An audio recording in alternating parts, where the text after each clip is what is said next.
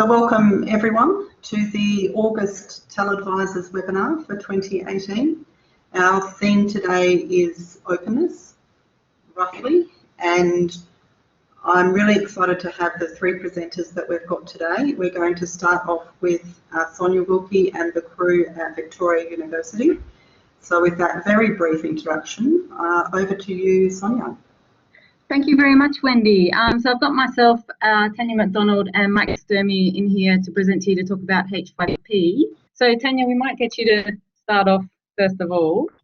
First we're going to tell you about a little bit about how we've been using H5P and where it fits. So as most of you will be aware, we've introduced the block model. So we've been doing a full design process that we've implemented. So we've been for the first year college, we did 160 units ready for delivery for this year. It had design teams with key academics that were content experts, learning designers, the library, work integrated learning, all sorts of experts from different areas coming together each time to design the unit.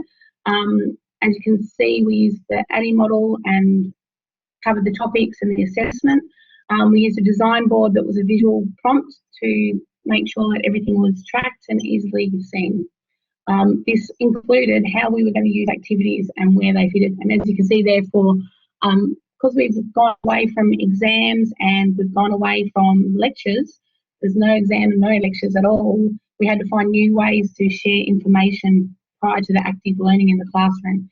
So part of that was to have resources, and we wanted them to be engaging and active. So we not only use H5P within the classrooms itself, but we also use it as pre and post activities to help students understand concepts, to check their learning. Things like you might have a video of a concept and then some questions about that video, so that before you came to class, when you were in class doing the active learning, you only touched on the topics that the students didn't seem to understand, rather than trying to fit the whole lot in that short time frame of learning without your lecture. So that's where we started. All right, so just a bit about H5P itself, the tool. So it's one of the e-learning tools that we introduced in 2016 as part of the Blended Learning Project. It's a tool for creating rich media, interactive learning activities. And there are many varied types of activities within the toolkit itself. One of the bonuses is that it's also open source. It's a free tool, so we're not paying license fees or anything. It's also a great tool for users with moderate digital literacy skills. So many of our academics and staff within the university can easily pick it up. So it's very user-friendly for building content and providing engaging active learning for students. And one of the things that Mike's also led is the integration of the tool within the LMS. So students can engage with the content within the VLE itself, with results being passed back to the gradebook, and we can collect student access data within the LMS as well. All right, so we might just move on and show you some demonstrations quickly now. Let's see. All right, so this is actually within our virtual learning environment itself. So there's a number of different tools. So the first one I'll show you is called a course presentation tool. It's similar to PowerPoint presentations, and academics can use it as they're presenting in class, or students can do these activities as pre-class activities in a flipped classroom style. So special thank you to Yates Zakaria, who's letting us use the H5Ps that he's built. So this one's our course presentation. So we've got the information being presented on the slides. We have the slide progression bar at the bottom. So we're presenting the information. To make it a bit more interactive, you can include multimedia content as well. So a quick question here, are we using the plugin from H5P or? Okay, H5P stands for HTML5 package. As far as the plugin, we've got the LMS tool that, Yeah, sure. So we have H5P hosted on an internal server on Drupal. And we developed our own LTI to link to our instance of Brightspace. We now have close to 8,000 H5Ps created. It's becoming a risk, as it's almost like a tier 1 system. So we will be moving to h5p.com, hosted in Sydney on an AWS server later on this year. So we're working with Jubel, who are the developers in Norway, so that we have a like-for-like capacity in terms of things like metadata, which we've embedded within all of our H5Ps, and some other custom functionality that we'd like to introduce to h5p.com. Hopefully that answered your question there. So we might just keep moving on with the H5P. So this one is a course presentation, as you were saying. So we've got like a PowerPoint slides, we've got our information presented. You can also include interactive components such as videos. So this is just a YouTube video that we can include in. And so as you can see, we can play the videos. Just to keep moving ahead, I'll just pause it. And after watching the video itself, students can take notes, so they can make reflections about what they've just seen. So, yeah, and then once they've made these notes, students can then export it at the end as a Word document. Okay, so just to show you a bit more about the course presentations, we've got our slides. We can include hotspots to make it interactive, okay, which the hotspots can include more information. You can also include some drag and drop activities. So here's one here that we've just built, that students can drag and drop answers for activities. And students can check their knowledge to see how many they got right or wrong. They could retry it again, etc. So it's just making the information itself a bit more interactive. Again, we have some text information that students can reflect on, hotspots, let's see what else. So, and you can also have true or false questions within it as well. So just providing a bit more information. It's just making the information itself a bit more engaging to go through. We were able to... Sorry, Michael, are you talking? Could you move closer to the sorry, microphone? I'm as close as I can get now. I was just saying that with the course presentation tool, we found that it to be an ideal way of getting academics to take their PowerPoints and break them down into smaller chunks of learning, and also incorporate the interactivity, so that because currently within the block model we don't have any lectures, so it was a way of really introducing, or not losing, that content, but just providing it in a different format. Yeah, so with many of these course presentations, they were originally sort of 30, 40, 50, 60 slide PowerPoint slides. We just worked with the academics to break up into sort of, 10, 15 slide course presentations. So that's really helped to chunk the content into bite-sized pieces. So I'll just quickly show you another tool now. So this particular one is an interactive video. So what we've done is that we've just pulled some YouTube videos. So it's not breaking any copyright because we're just streaming it across. So we're actually just playing it.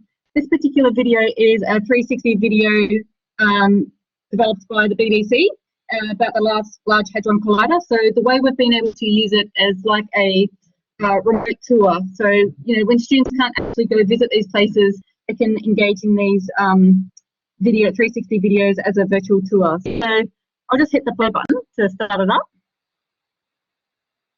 So hopefully the audio of the video won't interrupt too much. I'll just hide the advert, because you did get the adverts. So I'll just mute the audio on the video. So I can't hear it here, Sonia, so that's okay. Okay, that's cool. So being 360 video, we can actually spin it around and investigate the location. We can add our hotspots. So the H5P hotspots, we overlay them. So that one is a map. We pause the video. We can pause the video and then it keeps going. And then I'll just fast forward a little bit further through. You can add your other interactive content as well, such as your multiple choice quizzes, which students can help to refresh their knowledge and just helps them to engage a bit, with the video, so it's not so much a passive activity.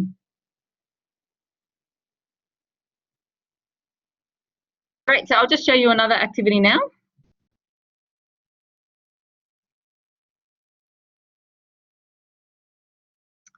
So this one here is an image juxtaposition slider tool. So it's this tool is quite good if you've got two images of before and after face. So this particular one, we're using it with some 3D printing that we're doing for the osteopaths, and it's the upper limb. So when we slide the image over, you can see we've got the bones, we've got the terminology for the bones of the upper limb, and then when you slide the slider back over, you actually see the muscles and the tendons overlaid itself with all the terminology as well. So it helps to show a sort of good before or after viewpoint that students can then look at and also compare to their physical models that they're practicing on. Yeah, so I'll pass you over to Tania. She can demonstrate a few more tools there. So there's so many different tools and they all have great uses and they can all be used differently for different things.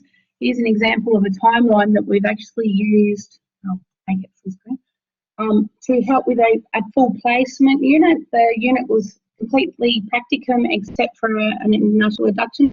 And what we were finding is the students weren't doing their reflective work during their placement. So we use this to give them a guidance of what they needed to do and when. So I was just saying they found it a really good interface to use. So yes, it is. It was great because we could give them, you know, here, don't forget to do your reflection, and then information about when their assessment was and when they had to participate and come back into the classroom. So it was a nice way instead of just putting a Word document up with instructions. The other one I'm going to show is the hotspot rollover. So I'll show you this one. I like this one for the fact that you can have an image and then additional information. So the students can get as much as they can out of that image, but then with the hotspots, they can get additional information, embedded video, text, and you can link off to other websites and more information to make it have more value to that image. So, and if someone's saying the h5p.org site does have some great images, we found we've made these examples and used these in our teaching. These couple here are actually examples we use because we find academics tend to say, oh, that doesn't relate to my area. So we were showing them the fruits examples of these same tools, but they weren't understanding how they could use it. Case and commentary one is another one. So this is a document tool. So we've used this for an education activity where they had to write a case and commentary about themselves. And instead of using it as just a goal setting tool, which is what it's made for, we used it to help them write. So they were introduced to the topic. They had to answer some prompt questions to help them do the topic. Once they completed all, they export it out as a Word document, which then makes a basis for their final assessment task so they can expand and build on it. But this gives them all the prompts they need to make sure they incorporate everything into their lesson so that it exports out as a text document. Yes, we're also using ePortfolio heavily. However, that was used for, they all have different ideas of how they can use it. So ePortfolio is not our presentation today. I'll just show you this other one. This one's about punctuation. So they were trying to get the students excited about punctuation.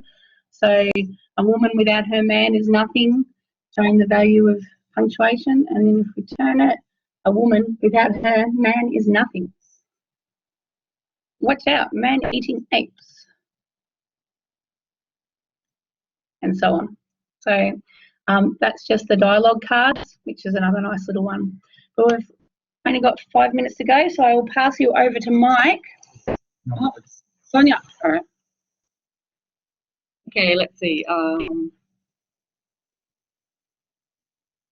right, so we'll just take you back to our presentation slides. Here we go. Okay.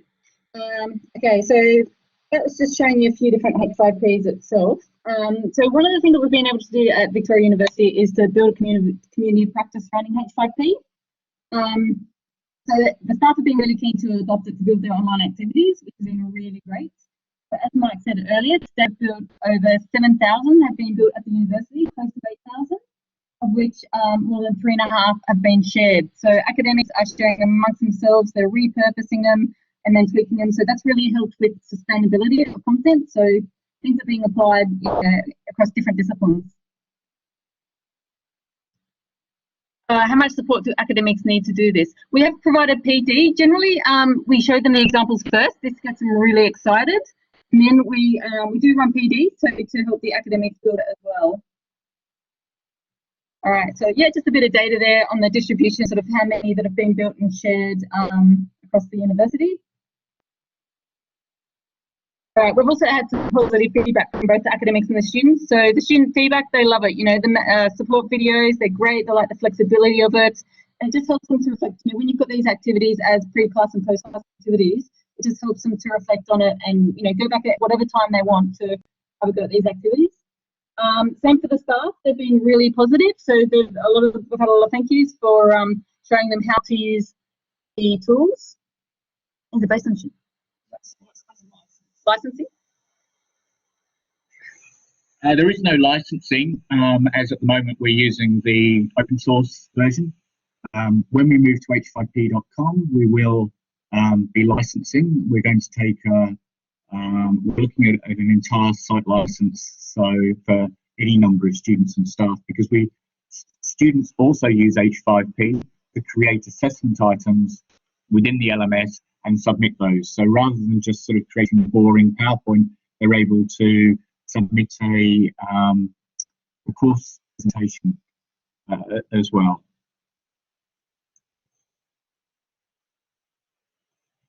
And just to let you know that we're hosting the H5P conference this year in Melbourne at Victorian University in the city between the 3rd and the 5th of December. So we'd invite all of you to come along. We're going to unveil a piece of work that we've been developing with Jubal in Norway. We're really excited about it. It's a branching scenario that we believe will rival the likes of Smart Sparrow. It basically will allow any content type to be created into a scenario, a branching scenario, and it will involve copying and pasting from existing content. So rather than having to start from scratch, you'll be able to take an existing course presentation or an existing interactive video and use that. Yes, it works with Canvas. There's Moodle plugin, Canvas plugin, and for Brightspace as well. Okay, Sonia, over to you. Everything we want to say. You can, any more questions? You can just fire it at us. Sorry, did you just want to repeat that, Sonia? Yeah, so, that's pretty much everything that we've got to say. If you would like to fire any further questions at us, okay? Great, thank you so much. That was a fantastic presentation. Got a lot of interest in the questions there. So Tim's put some more information in there. But if we could have a round of applause for the presenters from Victoria University, and boy, I wish I was in Melbourne to go to H5P Con. Thank you very much. We're very excited about it.